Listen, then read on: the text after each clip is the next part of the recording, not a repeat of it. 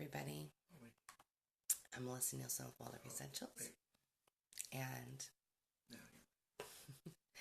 and today we're going to talk about Waldorf and the Common Core.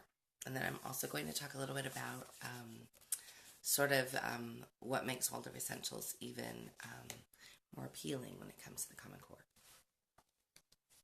So, the Common Core is this thing in the United States that we have to deal with. But even if you are not in the United States, if you're in another country, it's likely that you have to deal with some standards in your province or area as well. So we're going to talk about the Common Core specifically, but I definitely think that this can go across for any standards, and really my aim today is to have you not be afraid of them.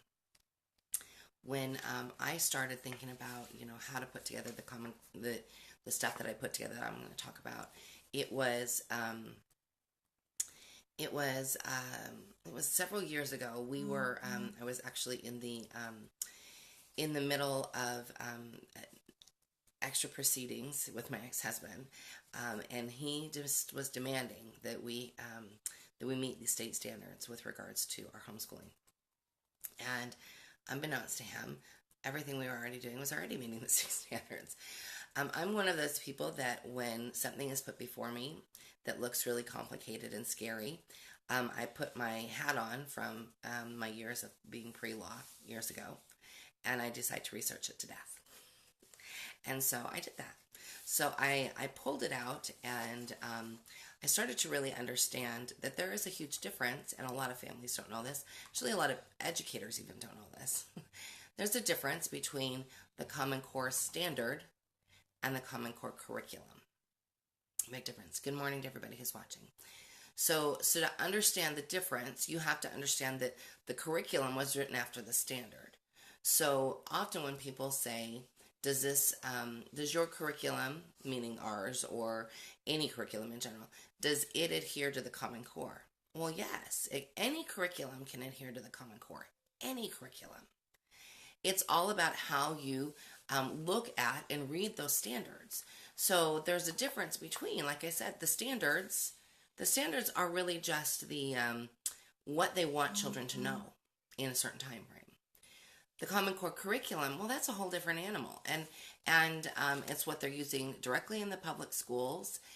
It's generally not state mandated. What the part that generally is state mandated is to be able to reach the Common Core standard. And so I would be very careful with interchanging those words, and I would be very specific when you talk to somebody about it, in any official capacity.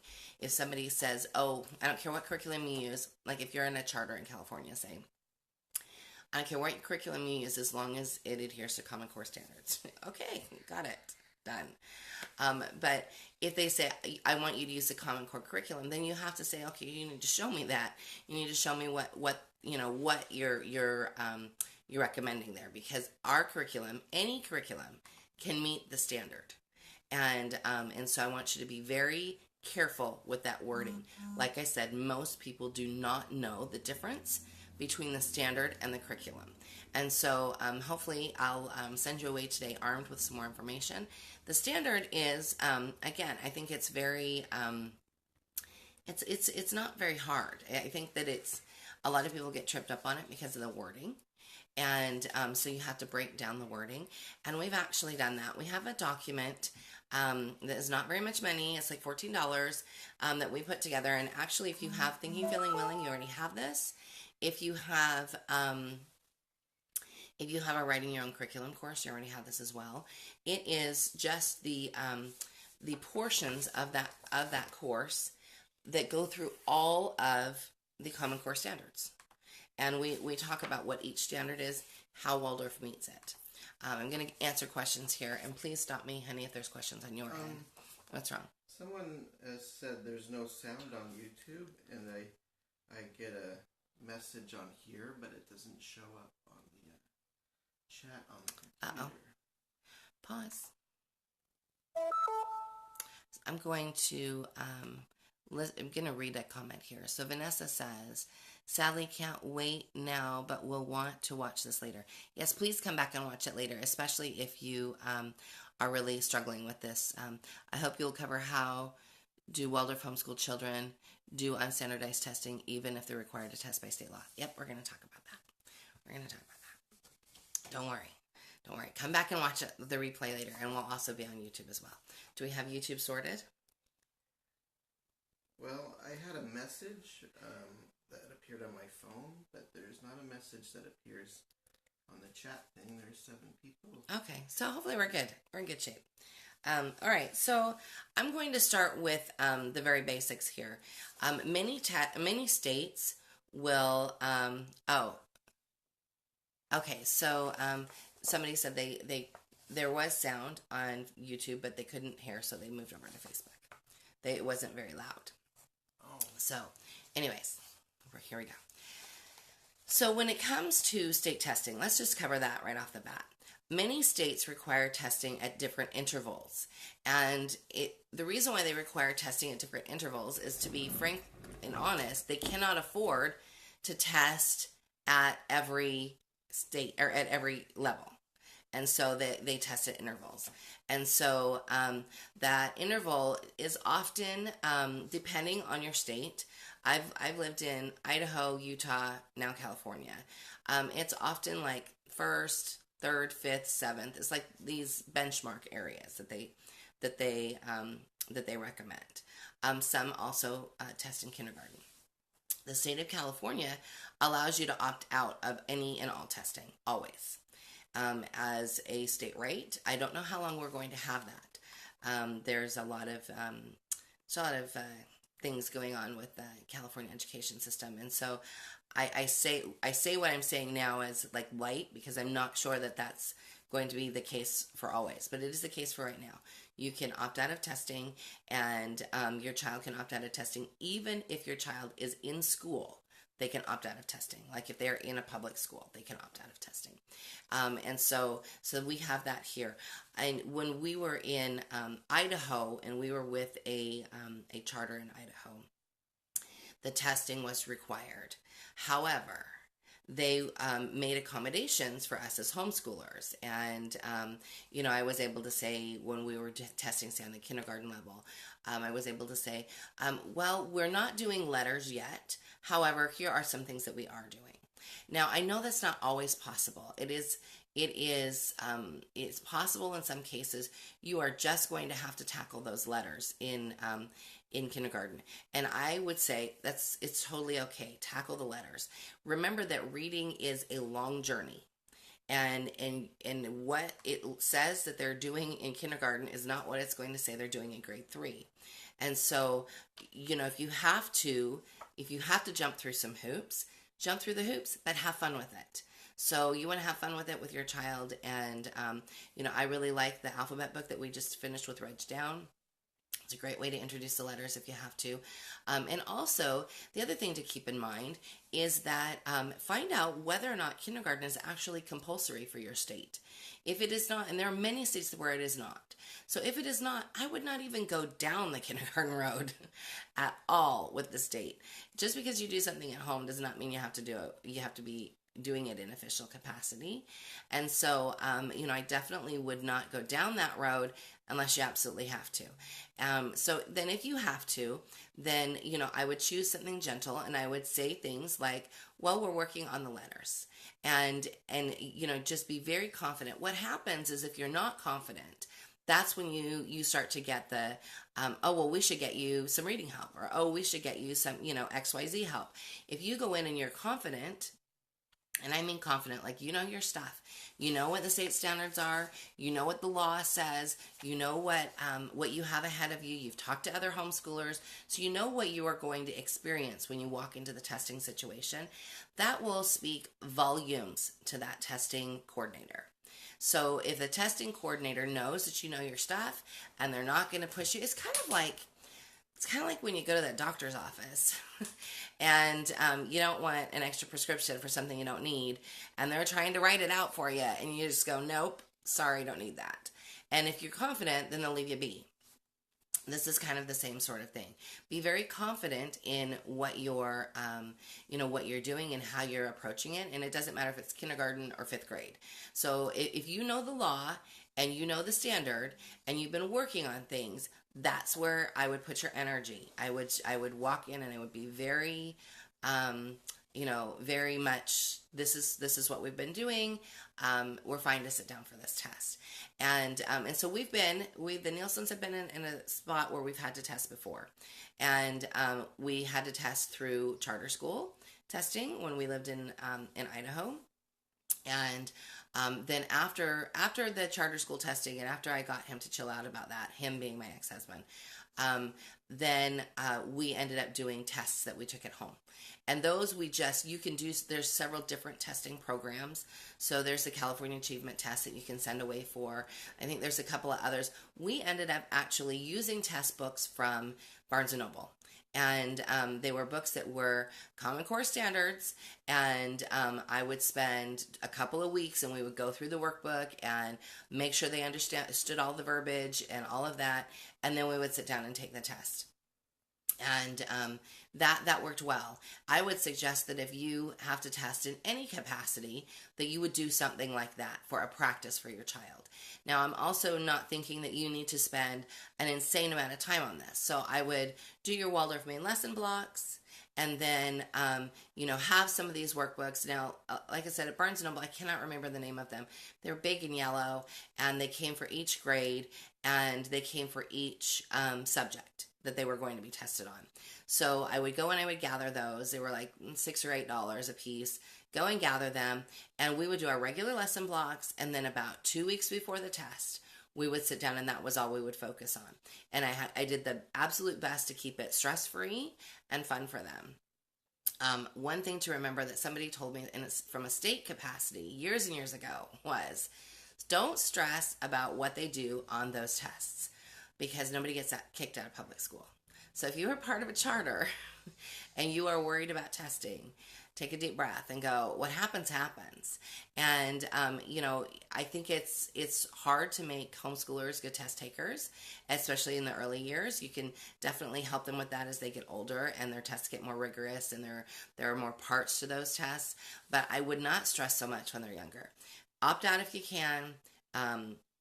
Get the information on the tests if you can, which, like I said, I would get those sorts of booklets from Barnes & Noble. The reason why I liked those was because the words that they used in those booklets were the words that were going to be used on the test. And that's often what ends up happening, is that there's a difference between the words we use at home and the words that are being used on the test. And that's where kids freeze up, and that's where they get confused. So if you get them used to those words a couple of weeks in advance before the test, then it helps them tremendously. So that's testing for the most part. Does anybody have any questions on testing before I sort of move forward and talk about the standard a bit? Anybody on your end? No. Okay, everybody good here in Facebook land? Okay, I'm going to move on and sort of talk about the standard. And we can come back to testing if we need to, because I really want everybody to feel confident and comfortable. So if there is something that I have missed, please, please, please ask it. So with regards to the standards, so when you pull up the standards, and the standards are available at the Common Core website. And I was trying to think if I had the actual website here in my stack of notes. They can be found pretty easily on a Google search. I don't think they're in my stack of notes. I think it's like commoncore.edu or something like that. It's fairly easy to find. So you want to find those standards, and they'll be broken out by subject, and they'll be broken out by grade. In some cases, in fact, in many cases, they lump like grades 1 through 3 together, or grades 4, 5, 6 together. And so they're just asking for this proficiency by the end of those grades. And so I'm going to go through some of what it recommends for we're going to start with kindergarten. So with kindergarten, the standards say, and again, I would not put a child in kindergarten unless your state requires it, and then I would ask the age. So some states require kindergarten at 5, some at 6, some don't have any compulsory laws. Oh, thank you, Becca. Becca posted it. It's corestandards.org. So I would look at whether or not your state requires it, and what age, what is the latest you can do. So the idea would be that you would be doing K1 off the radar, and then K2 would be something that you would then enter into if you had to, in order to meet the state standard. And again, I would push that as far as you can. And I'm only saying that in respect to making your children very ready for any testing that needs to happen, and to do your best to sync up the Common Core age with the Waldorf age. And I do think it's possible. Every state has like different laws for when they can start, when they're supposed to start first grade, so, or when they're supposed to start kindergarten. And so I would look at your state laws. I would also become a member of the Homeschool Legal Defense Association, or at least make yourself familiar with them. They have a lot of information on the Common Core and a lot of information on state standards, and etc. Becca asked, following your curriculum, would we do K1 during their K2 year on record? No, if it's the on record year, like the year that you're on record, and hopefully that's when they're 6 or 5.5 to 6.5, then you would do K2. So the idea is that you would get them as close to possible as K2 to K2 age before they're starting kindergarten for real, like as with regards to the state. And again, I would not jump through any hoops you don't have to jump through. So ask yourself, like find out what the actual law is. You know, what was so interesting to me is when we were in our court battle with my ex-husband, the judge didn't even know the law. It was family court. So I quoted the law in the courtroom, and the judge was super appreciative of it because they're not educated on the law often. And so it's a matter of them needing to go and educate themselves as they've got cases to do, that they have to go through with regards to this. But because I knew it, I had the upper hand, not on the judge, but on the other lawyer. And so I had information that nobody else had because I had done my homework. So if you are in a spot where you have to deal with the state, do your homework. Do not be afraid of this. Handle it head on, and really work to go through these standards and see how they match up to Waldorf. So back to kindergarten. So one of the standards, it says, standards say to be able to identify characters in a story. You can easily do this within the Waldorf kindergarten curriculum. So identify characters in a story. The standards also say that they should be able to identify letters and start reading. So again, like I said, I would be super cautious about this. Just because it says start reading does not mean they should read, that they should know how to read. And so again, if you are walking into a testing situation, you can say, well, we've been working on the letters. And that doesn't mean that they're proficient in them. That doesn't mean anything except for that you've been working on the letters. And like I said, I would use a book like The Alphabet by Reg Down. There's another one that totally has left my head. That's a really popular one in Waldorf that we did a lot of years ago. And it's about kids on this journey through the alphabet. And if somebody remembers the name, please post it. The Why Sophia. No, that's my story. That's my story. There's another story that totally has left my head. Anyway, I would go very gently through the letters if you have to. And it's just about giving them that taste because it gets better. And that's the thing too, is what often the wise enchanter, thank you. I knew it was wise something.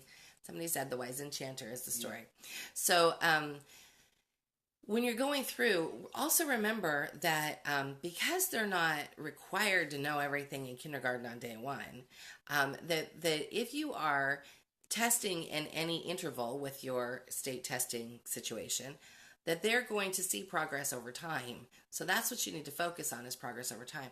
Nobody expects a kindergartner to have all of that information. As Heather asks, the wise enchanter. Yes, ma'am, it is.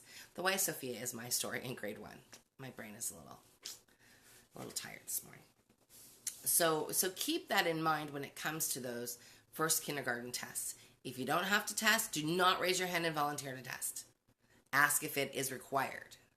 But if you do, then again, I would be very, very, just still have fun with it. Go very slowly through the alphabet. Work on just recognition, because that's a pre-reading skill, is this letter recognition. And so, with regards to if you have to test, that's what I would say. Make sure you get plenty of movement to counter any of the extra head work that you're doing with a kindergartner.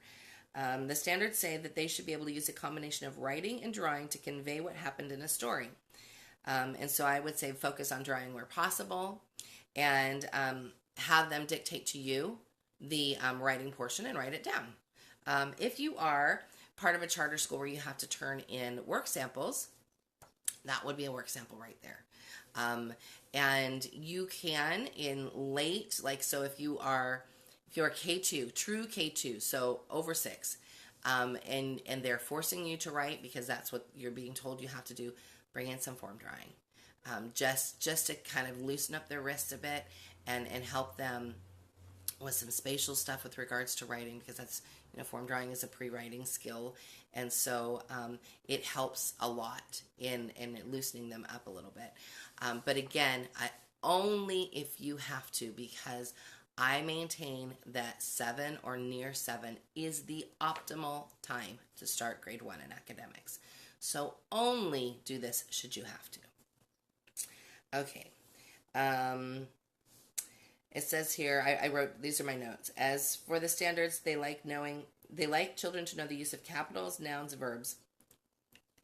There's no way most kindergartners know that. And so work on things like, your name starts with a big S.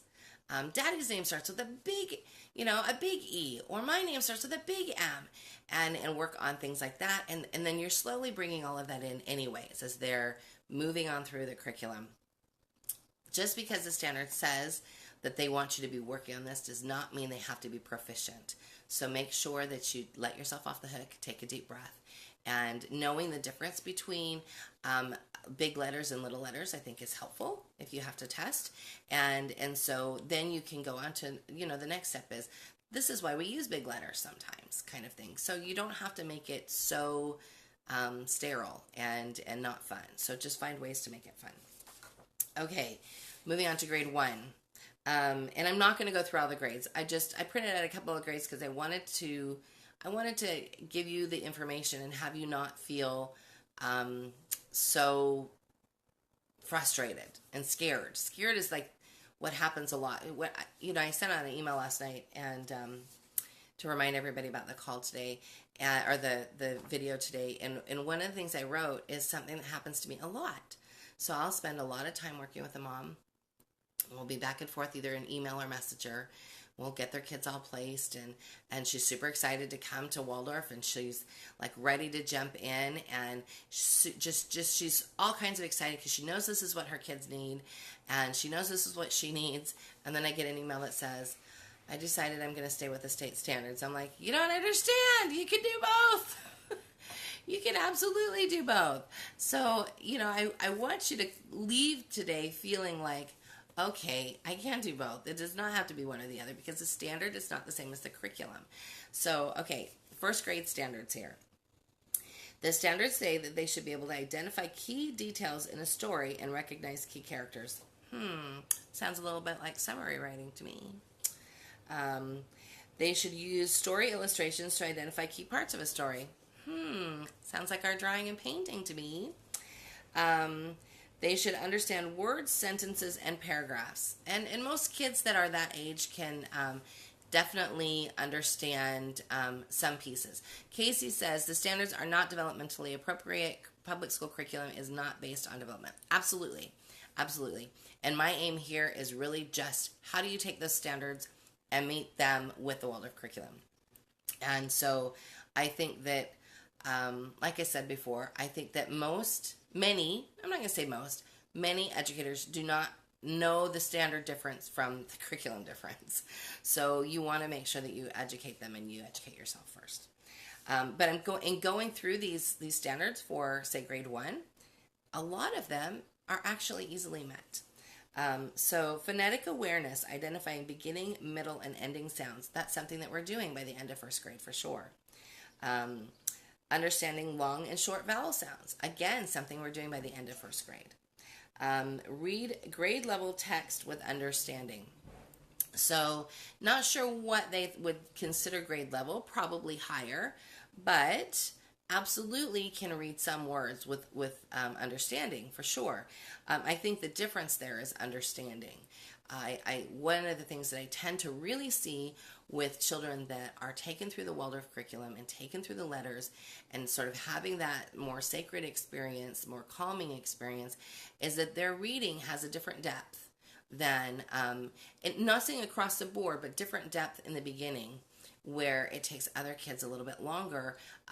Like I've seen public school kids take more time to really get into liking to read, get into understanding the words, get into understanding the environment, where because we've painted such a picture in the reading we've done with them and for them and the storytelling we've done for them, they have a sense already when they're beginning to read of what's going on around them. So it gives them, there's more depth to them.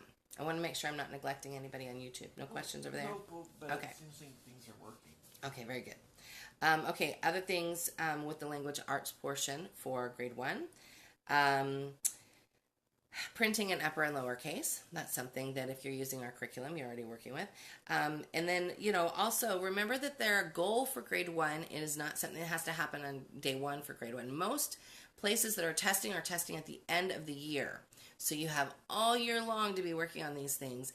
And then, like I said, I would take your 2 weeks or so at the end there, right before your test, and I would go through so they understand all the verbiage that they're going to be asked, that they understand all of the pieces, and then they're not nervous about jumping into this test. And again, if you can opt out, opt out. So let's see. With regards to, I sort of went through all of the Waldorf curriculum, just so that you could see too that there are lots of things that are not required by the state that maybe should be, like foreign language. No Common Core requirement there. Then we have mathematics for grade 1. So the U.S. standards generally only require addition and subtraction. And so Waldorf is leaps and bounds ahead there because we introduce all four processes on the same day in first grade. So, in fact, I will tell you that a lot of families that come to us coming to Waldorf late, maybe they're coming in like 3rd grade, they'll often say, what do we need to do to catch up? Because I see that you're already doing subtraction and division, and we haven't done that because we're walking in from the public school. So I have them go back to those first stories of 1st grade for math and have them walk all the way through so that they have no gaps. So, it's fairly standard in public school to do, addition and subtraction first, and then multiplication and division later. And this way, we give them a whole understanding of how those 4 processes work together. And that's very different. It's very different. Also, the Common Core standards would be discussing word problems in 1st grade. Something we already do, right? Place value, ones, tens, and symbols like greater than, less than, or equal to. So that might be something that you'll have to, because that's a 2nd grade, kind of a 2nd grade skill. So you might want to sit down and talk about that a little bit before you walk into your test. But I don't think that that's by the end of 1st grade and you already have those math blocks down, I don't think that's going to be a problem. Compare lengths of objects or know which is longer or shorter. I think that one is fairly easy. They're probably already doing that in kindergarten. You're not comparing like 6 inches to 4 inches generally. You're just going which one is longer, which one is shorter. And there again, it helps to have those testing booklets so that you can know the exact questions or the kinds of questions that are going to be asked, so you can make sure that you that you are going through them. Because even if it was, say, 6 inches and 4 inches, well, your child knows that 4 inches is smaller than 6 inches, even if they're not doing a lot of measurement already. So try not to get tripped up on a lot of the wording. Okay, shape recognition. Got you there already. So I think that with regards to mathematics, you're going to have 0 issues with grade 1 testing. And then one of the things that we do in Waldorf that is not done in public school setting is the home surroundings piece, which is, just knowing your home and your area. But what I would suggest, if you have to do any social studies work, I would pull this into there because that's kind of social studies, understanding the world around you, whether it be just your neighborhood. And I'm not talking about mapping like we do in fourth grade. I'm just talking about understanding the world around you. So Steiner had some thoughts on lessons for children to understand their home surroundings, and that I think went through about third grade, and then it transferred into sort of this mapping and understanding the greater world around you. Music, again, not covered in the Common Core. No eurythmy and gymnastics, that's not covered either. So there's definitely a lot of holes within the Common Core curriculum. And probably a good thing that we don't need to be worried about all of those things, because then it would be another layer of involvement that I don't believe that we need. So let's see. Now with grade 2. Now I thought this was very interesting. For the most part, if you're doing Waldorf, you're going to meet the standard completely, because in grade 2, it says compare and contrast two versions of the same story. By the end of grade 2, be able to read and understand stories of appropriate complexity. The standard also calls for recalling of stories, identifying who, what, when, where, how, understanding key details in the story, fable, or folklore. So, and in grade 2, you're pretty much, if you're using the grade 2 curriculum, you're pretty much covered with regards to language arts. Common Core standards also call for a child to understand inflection in text, bold, italics, and heading. I think this is a stretch for this age. I think it's a stretch for a third grader. However, you can talk about things being different and why they look different, and when they're written, why they look different. And I think that is helpful. So they're already understanding what, like, things that are in quotations by that point. So you can also maybe introduce some of these other concepts. But I really would not stress a whole lot about it, because remember, we're not looking for your child to ace this test. We're looking for them to do okay on it, for them to feel okay about it, for them to not be stressed out about it, for them to be able to opt out if at all possible. But if they need to take it, then that it's not a stressful situation. And I will say that, because we had to do testing for a while, it was a hard thing for my kids. But it was hard because of the situation that it was brought to them in. They were very upset at their father. That's a very mild way to put it. And so it definitely colored everything that we did with regards to testing. And so now that those kids are adults, they've had to, like when Harry took the GED, because he chose to take the GED, we went through a lot of, like, getting him comfortable. We did a lot of the GED test manual, getting him very comfortable with the testing and the words and the way they were going to be asking him, so that he was not stressed in that situation. My middle son went on to public high school, and he said it didn't take him long at all to get sort of acclimated to that. It was not a big deal. Some kids are natural test takers. Like that child, I remember when we had to do testing at home for my ex-husband, that child tested gifted in math. It was kind of crazy. He was doing 10th grade math, and he was in 4th grade. And so some kids are natural test takers, and it's easy for them. My daughter, she's not a natural test taker. So we're going to have some things that we'll be, pushing through over the next 6 months or so. And that's not a handicap of homeschooling. That's not even a handicap of the Waldorf curriculum. That's how children are. Some children are really good at it. Some children, with a little bit of prodding, can feel pretty confident at it. Other children just do not feel like they do very well, and they don't like being put on the spot. Maybe they have anxiety about other things. So I think it's very important that we keep those things in mind. And if you do have to test, and you have a child that is sort of riddled with anxiety, talk to the testing coordinator and say, is there anything that I can do to sort of help my child? My child suffers from anxiety. What can we do to help in that situation?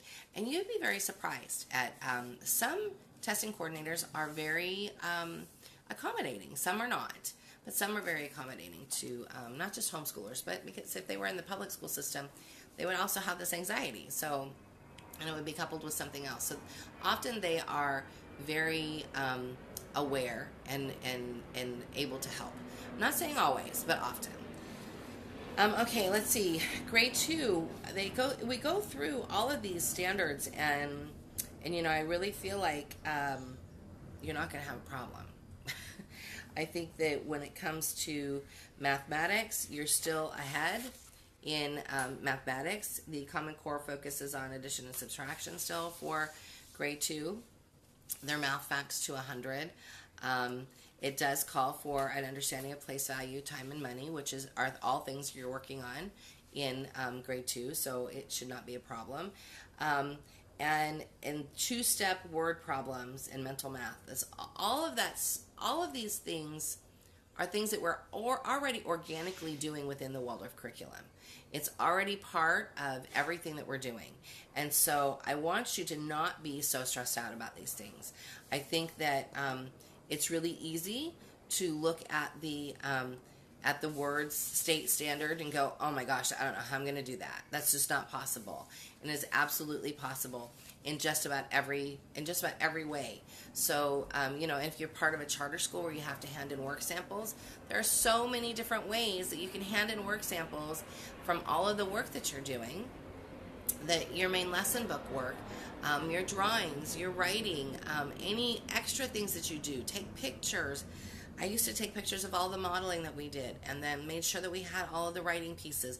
It's super helpful, I think, so that you're not sort of blindsided. Make a list at the beginning of the year of all of the times that you're going to have to meet with your contact teacher and all of the work samples you're going to have to hand in. So you've got a list and you see it. It's in your school planning or on your fridge or wherever it needs to be. So you can just mark it off as you get them done and set them aside, put them in a different portfolio so that it's separate. I know a lot of families like to take their main lesson book and show the contact teacher so that they can see all of the work that they've been doing. That's also, I think, very helpful, especially if you have a contact teacher that is Waldorf friendly. If you have one that's not Waldorf friendly, then I would be asking around to find one that is, just so that you have that extra layer of not being so stressed out. I know that in California, Inspire, and I have like no affiliation, I'm just saying, I know that Inspire has been very good for a lot of families. There are a lot of really good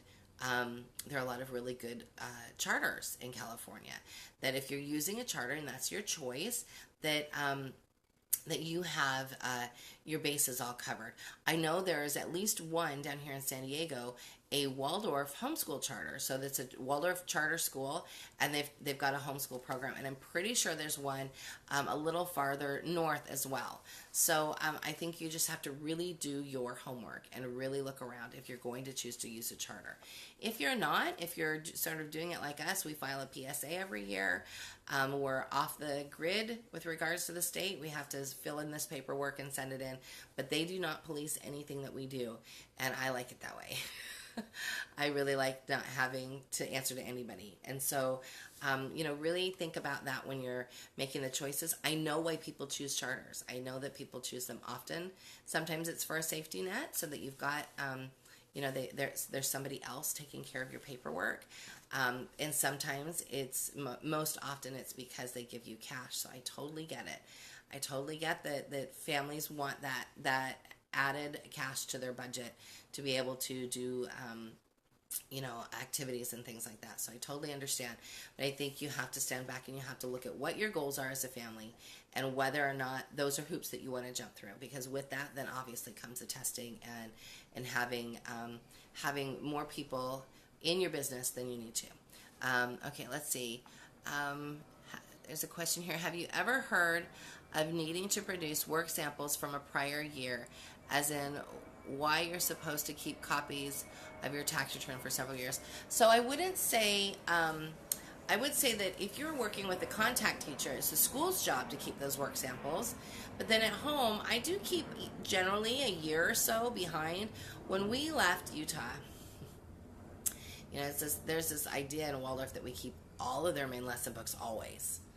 And I didn't, because we were moving and we had a 10-foot truck and 6 people. And so I went through all of their main lesson books, and I took pictures of the ones that I thought were exceptional, and we went from there. And then we threw them all away. And I know that was kind of scary, but I've never heard of the state coming back and asking for work samples. Are you talking about the state of California? Because they generally don't, like, I don't have to turn in any work samples as a private school. I'm not sure what you would have to do as a in a charter situation. They should keep your records that way. Now, if you're talking about in a state, because I know there are some states that require you to put together a portfolio at the end of every school year, I would say cover your butt and scan everything before you toss it. Scanning everything and keeping it in the cloud.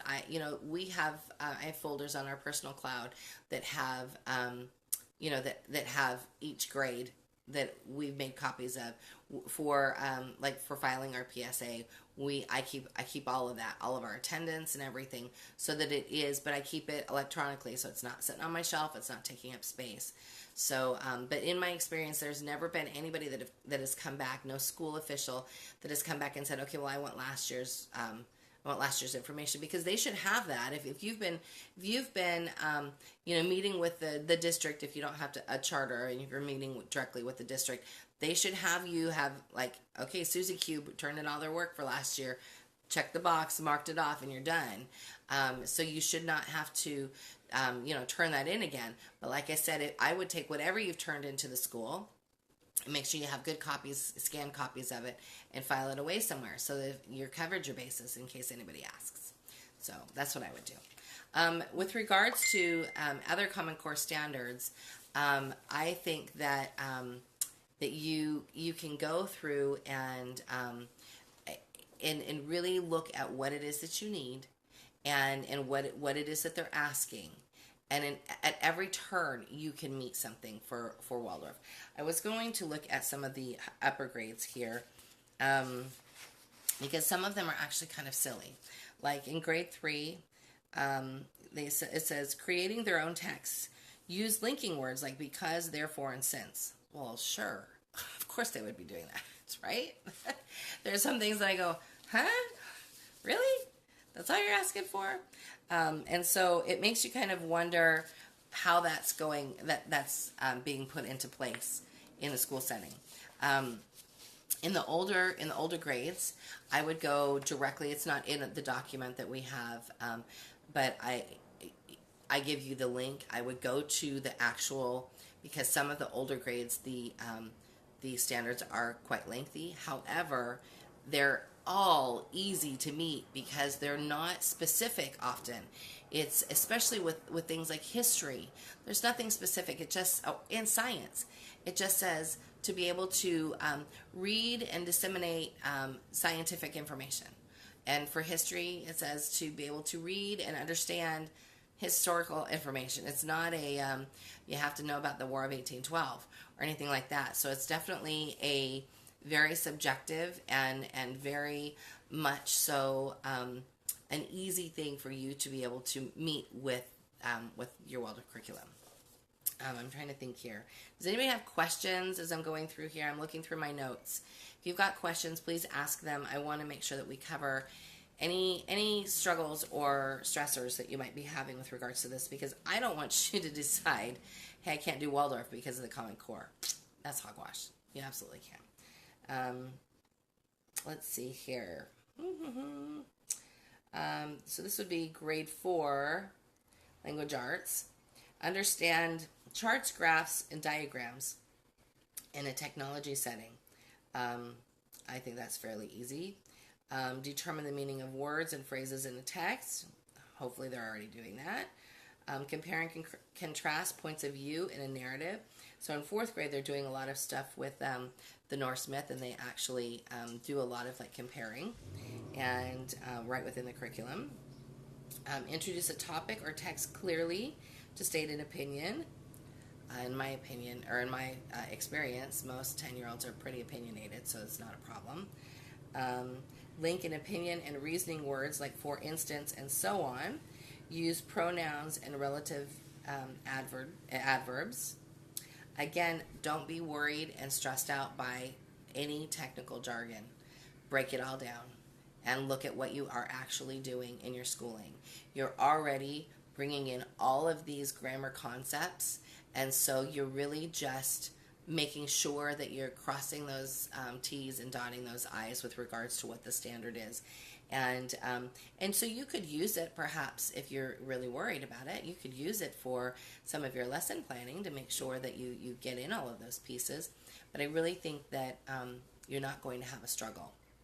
I really think if you're paying attention to some things, I think you're not going to have a struggle. Let's see here. For mathematics and geometry in grade 4, working from hold apart. That's really funny. We've been doing that since grade 1. Word problems with multiplication and division. Also been doing that since grade 1. Number patterns. Understanding place value. Long division and multiplication. So this is 4th grade. Compare and add fractions of differing denominators.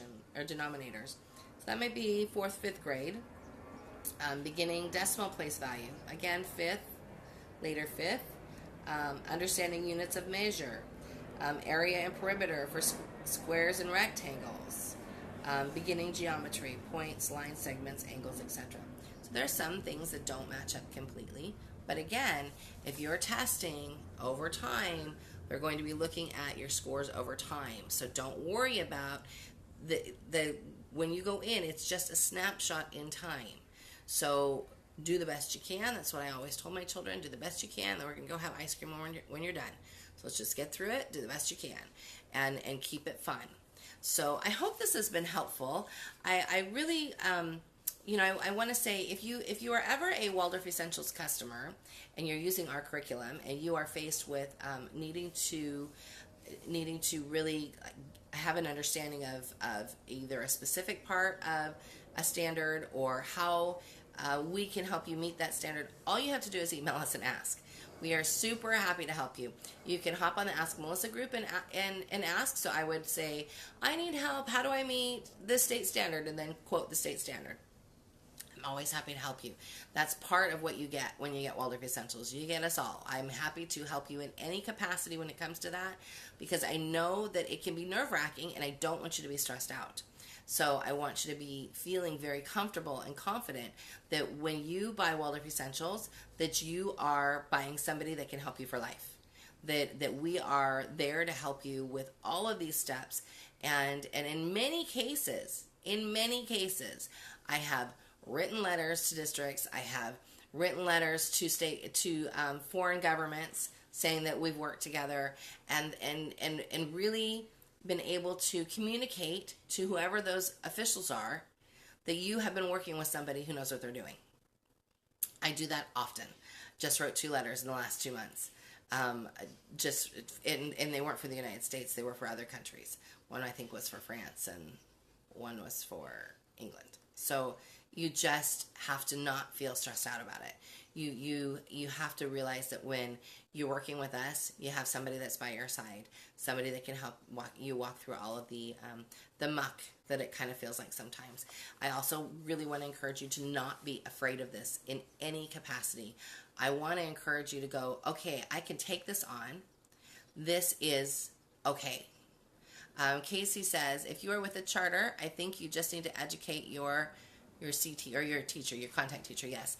Most are former public school teachers and that's all they know. Yes, ma'am. So again, educate. Most are open to learning about Waldorf. That has definitely been my experience. In fact, there have been some charter schools down here in Southern California that they have called and asked me questions. I've actually sent them some of these documents so that they can see how we meet the Common Core standards, so they can understand it for themselves, and have always offered for any of the charter schools to do training for them for free, because I'm happy to educate them on what it is that we're doing so they can understand it. Often they hear Waldorf and they go, oh my gosh, so these kids that aren't reading until 3rd grade and all they want to do is talk about religious stuff. Well, that's not the case. So you really have to educate them. And those are conversations that I've had on the phone with many different charter school directors so that they have the information then afterwards. So I think that's pretty much it. Do we have any questions over there? No, we don't. You're good over there? Okay, is there anybody else who has any questions or comments?